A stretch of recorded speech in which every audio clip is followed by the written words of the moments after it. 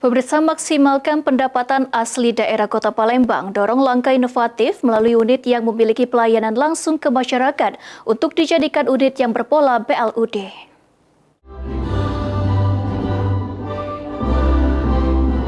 Untuk memaksimalkan pendapatan asli daerah Kota Palembang, pihak pemerintah Kota Palembang berencana melakukan beberapa langkah inovatif.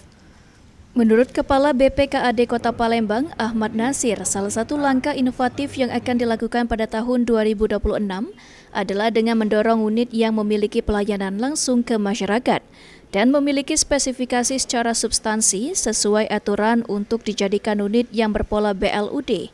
Penerapan rencana tersebut pembahasan sudah dilakukan.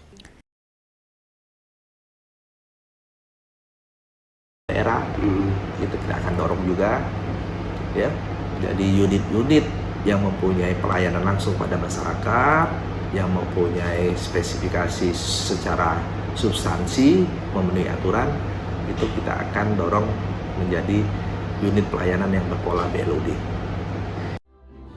Selain itu, menurut Nasir, salah satu langkah yang akan diterapkan untuk meningkatkan PAD Kota Palembang ke depannya adalah dengan membangun mini zoo serta pembangkit listrik energi sampah.